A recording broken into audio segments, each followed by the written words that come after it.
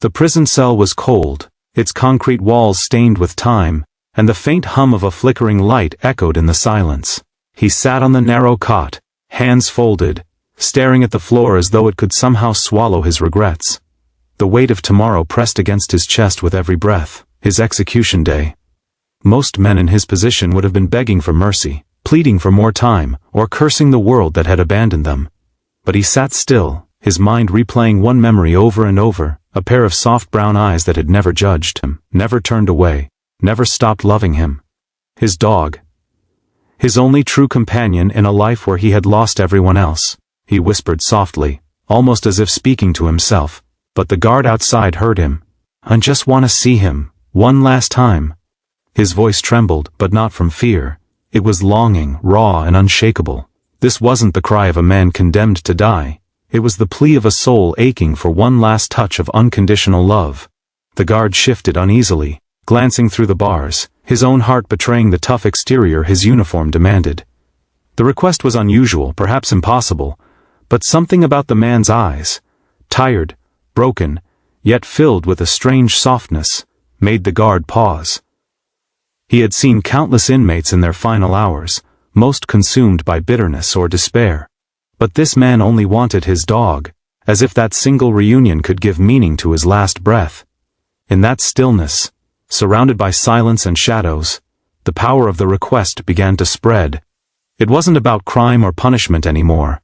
It was about love, the kind that even walls and chains couldn't destroy. The next morning, the prison courtyard was unusually quiet. Normally filled with the metallic clang of gates and the shuffle of guards' boots, today it carried a different weight, an air of anticipation. A few prisoners pressed their faces against the narrow bars of their cells, curious about the whispers that had spread overnight. The man, shackled but calm, was led outside. His heart pounded, not from fear of what lay ahead, but from the hope that maybe, just maybe, his last wish had been granted. Then it happened.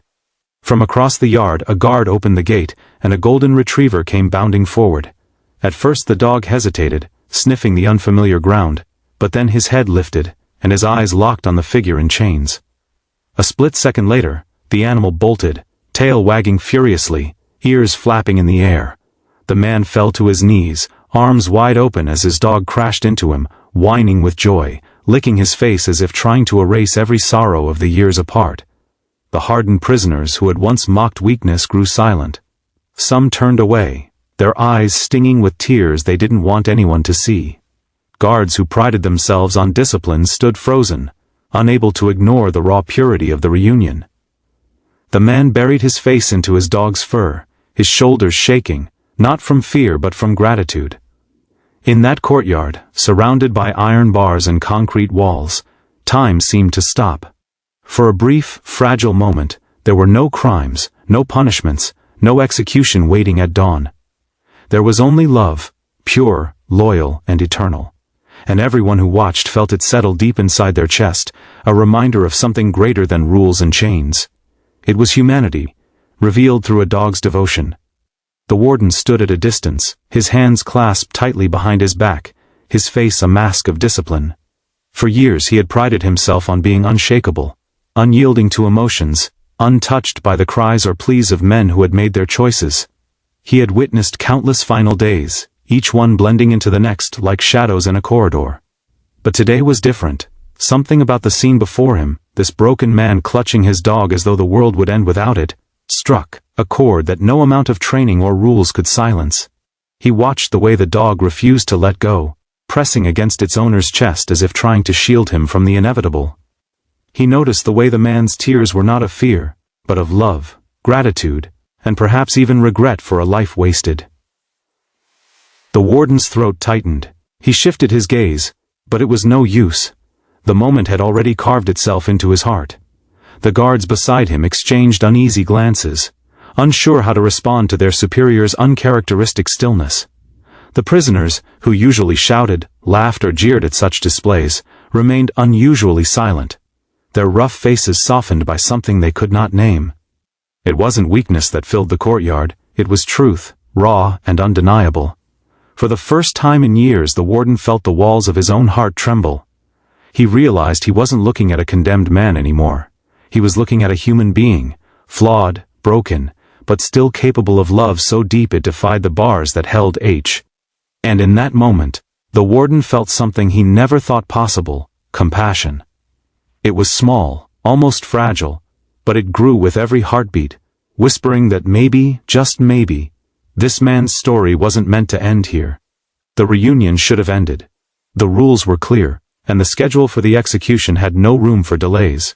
Yet the warden didn't give the order. Instead, he stepped forward, his voice unusually gentle as he asked, "What's his name?" The man, still kneeling with the dog pressed tightly against him, lifted his tear-streaked face.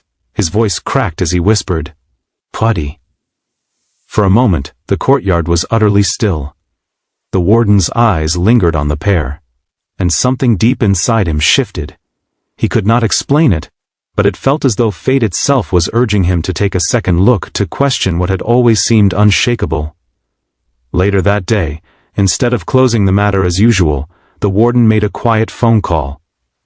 He asked for case files, records, transcripts, details he had never bothered to examine before. As the documents came in, inconsistencies began to surface. Evidence that once seemed solid looked less certain. Witness accounts contradicted each other. Even more startling, letters from the victim's family revealed doubts about the fairness of the trial. Some had even written, pleading for mercy. The warden sat at his desk long into the night, reading and rereading every page. For years he had believed in absolute justice, but now he wasn't sure if this man deserved the fate awaiting him at dawn.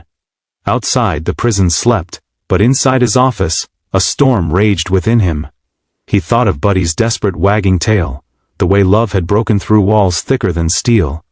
For the first time, he wondered if this execution would be not justice, but a mistake, an irreversible one.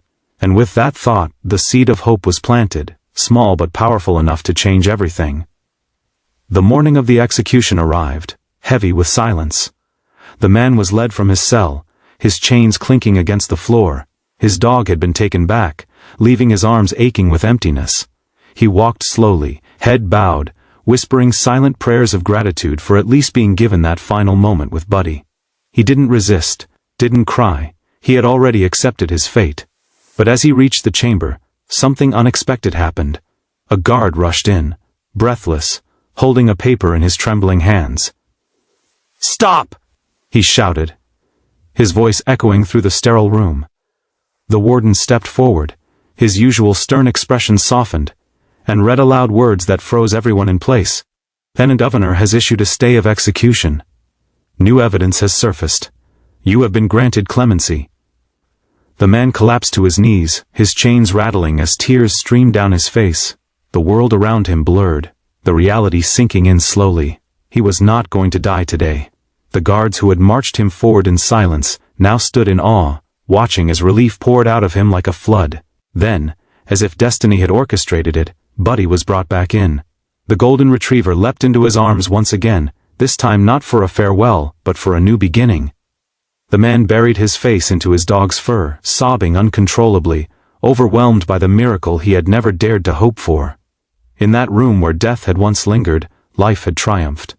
The love of a dog had cracked open hearts, softened rules, and sparked mercy that no one expected. And for everyone who witnessed it, the message was undeniable. Sometimes love is the strongest force of justice. Months later, the man walked out of the prison gates, the sunlight warming his face for the first time in years. Buddy trotted beside him, tail wagging furiously, as if celebrating a freedom that had once seemed impossible.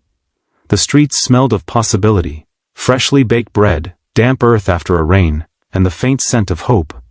People passed by, some glancing curiously, others smiling, sensing the quiet joy radiating from the unlikely pair. He held Buddy close, his heart swelling with gratitude for the small creature whose loyalty had saved him. Every step forward felt like a promise, to live differently, to honor this second chance, to never forget the mercy that had been granted. He began speaking openly about his journey, sharing the story of mistakes, regret, and ultimately, redemption. In schools, community centers, and even online, his tale spread, touching countless hearts. People listened, many with tears in their eyes, And slowly the man discovered a purpose greater than freedom itself, to inspire others to act with compassion, to forgive, and to believe in second chances. Though the shadow of his past remained, it no longer defined him. Buddy's warm presence reminded him daily that love could heal even the deepest wounds and soften the hardest hearts. Together, they walked into a new life, proof that a single act of kindness, an act as simple as honoring a man's last wish, could ripple outward and transform lives. And as the sun set on that quiet street, the man whispered to his dog, "When we made it, buddy, we really made it." In that moment, the world seemed full of possibility, and every heart that heard his story carried away a little more hope, a little more faith in humanity.